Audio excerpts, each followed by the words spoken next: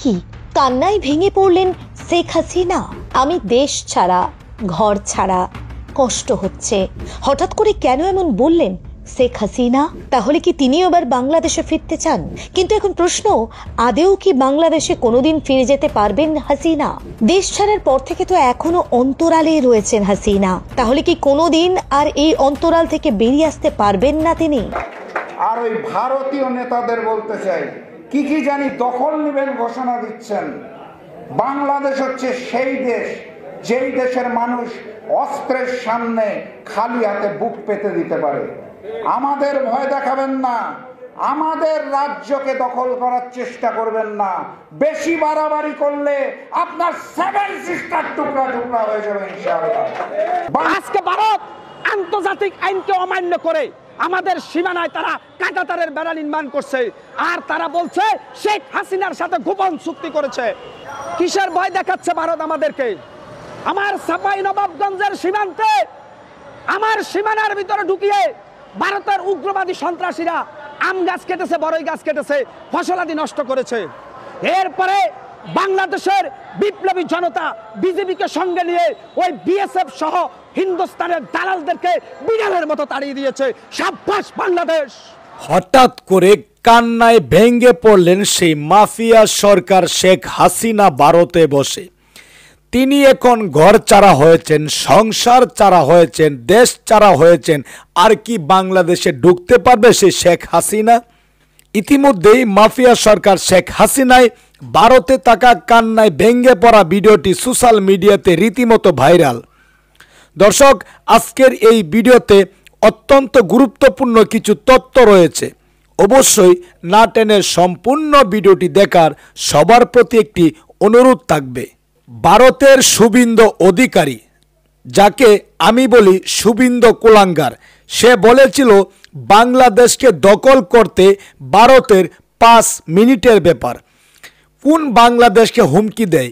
যে বাংলাদেশে আবু সাইদের মতো মানুষ, যে বাংলাদেশে মুগ্ধর মতো মানুষ, যে বাংলাদেশে সাধারণ জনতারা বুক পেতে গুলির সামনে, বুক পেতে বন্দুকের সামনে দাঁড়িয়ে নিজের জীবন পর্যন্ত দিতে পারে, সেই বাংলাদেশকে হুমকি দেওয়া বুকামু ছাড়া আর কিছুই না।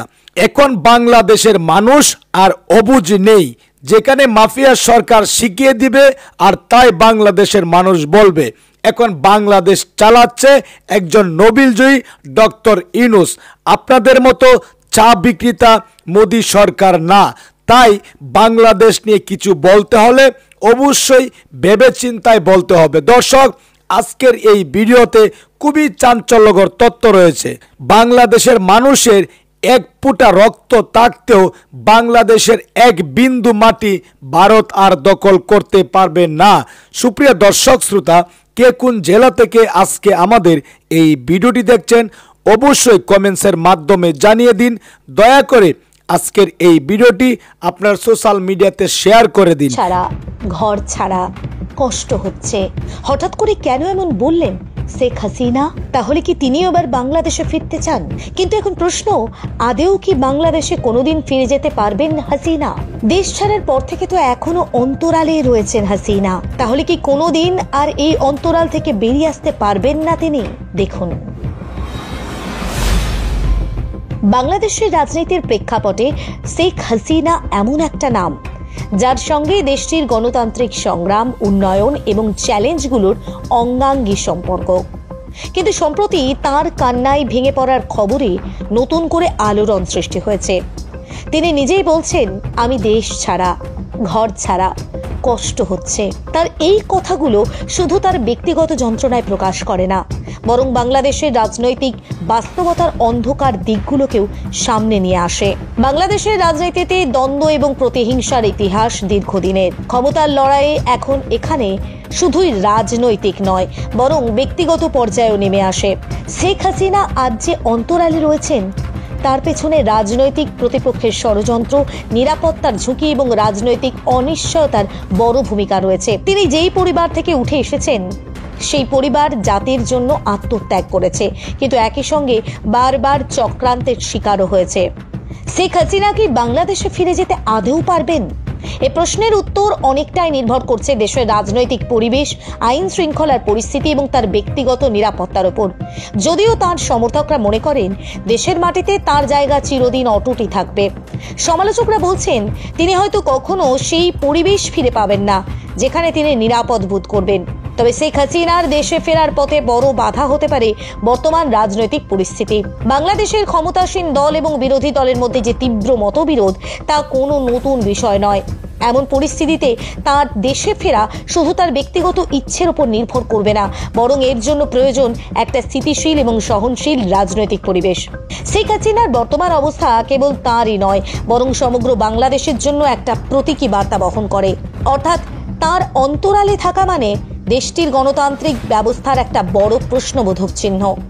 এটি কি শুধুই রাজনৈতিক প্রতিহিংসা, নাকি এর পেছনে আরো গভীর কিছু কারণ লুকিয়ে রয়েছে? বিশ্লেষকরা মনে করেন শেখ হাসিনা যদি কখনো অন্তরাল থেকে বেরিয়ে আসেন, তবে সেটা শুধু তার ব্যক্তিগত মুক্তিই হবে না, বরং বাংলাদেশের রাজনীতিতে একটা নতুন অধ্যায়ের সূচনা করবে।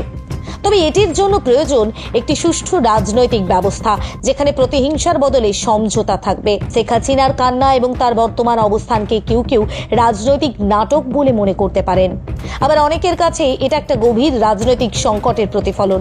তবে একটা বিষয় স্পষ্ট, তার মতো একজন নেত্রীর এমন অবস্থা শুধু তার নয়, বরং পুরো জাতির জন্য একটা প্রশ্ন তুলে ধরে, বাংলাদেশ কি কখনো এমন একটা পরিবেশ তৈরি করতে পারবে?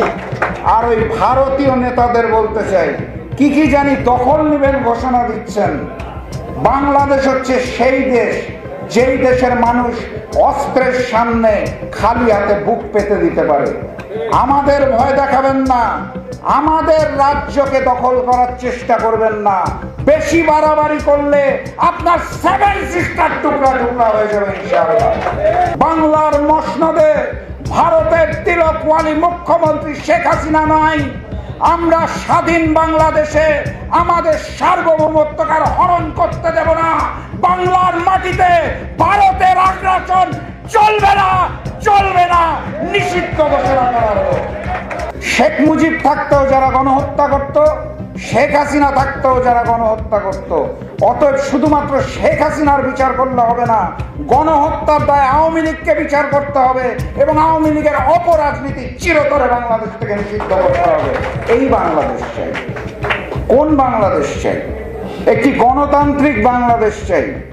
আমরা যখন রাজপথে যুগপৎ আন্দোলনে বলছিলাম দফা এক দাবি এক শেখ হাসিনার পদত্যাগ, সেই এক দফা এক দাবির অর্থ ছিল শেখ হাসিনার পদত্যাগের মাধ্যমে একটি ভোট হবে যেখানে মানুষ নির্ভয়ে ভোট দিতে পারবে এবং গণতান্ত্রিক বাংলাদেশ হবে, জনগণের সরকার হবে।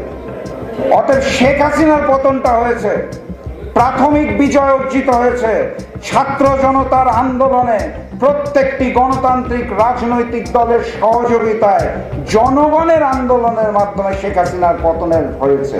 আমরা প্রাথমিক বিজয় পেয়েছি। ভারতের তিলকওয়ালী মুখ্যমন্ত্রী শেখ হাসিনা দেশ ছেড়ে তার নিজের দেশ ভারতে পালিয়েছে।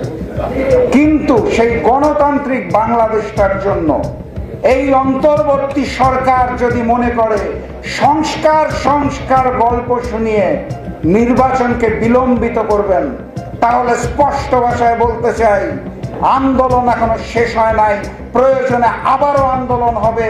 আমাদের রাজপথের লড়াকু সৈনিকরা রক্ত দিতে শিখেছে, প্রয়োজনে আরো রক্ত ঝরবে, কিন্তু সেই গণতান্ত্রিক বাংলাদেশ আমরা পুনঃপ্রতিষ্ঠা করে ছাড়বো। সংস্কারের গল্প বলছেন, সংস্কার মানে কি ভ্যাটের টাকা বাড়িয়ে দেওয়া? সংস্কার মানে কি ট্যাক্সের অর্থ বাড়িয়ে দেওয়া? সংস্কারের অর্থই তো আপনারা এখনো বলতে পারেন নাই, রোড ম্যাপটাই এখনো ঘোষণা করতে পারেন নাই। রোড ম্যাপ মানে কোন দিন নির্বাচন সেইটা না, রোড ম্যাপ মানে আপনারা কতদিন থাকতে চান, কি করতে চান, কোন পন্থায় করতে চান, কাকে নিয়ে করতে চান সেটা ঘোষণা করা। আপনারা কোনো কিছু ঘোষণা করেন নাই এখনো, এবং আমাদের মধ্যে একটি অনৈক্য সৃষ্টি করার প্রচেষ্টা চালাচ্ছেন আপনারা। এটা বাস্তবতাটা মানতে হবে। 5 তারিখের পূর্বের যে ঐক্য, সেই ঐক্য এই মুহূর্তে আমাদের মধ্যে নাই। রাজনৈতিক দলগুলো আমরা বিচ্ছিন্ন হতে শুরু করেছি। সুযোগ পাচ্ছে ওই আওয়ামী লীগ, ওই আওয়ামী লীগকে সুযোগ দিবেন না। আওয়ামী প্রেতাত্মাদের পুনঃপ্রতিষ্ঠা করার চেষ্টা করবেন না। প্রয়োজনে অন্তর্বর্তী সরকারের বিরুদ্ধে আন্দোলন করে তোলা হবে ইনশাআল্লাহ।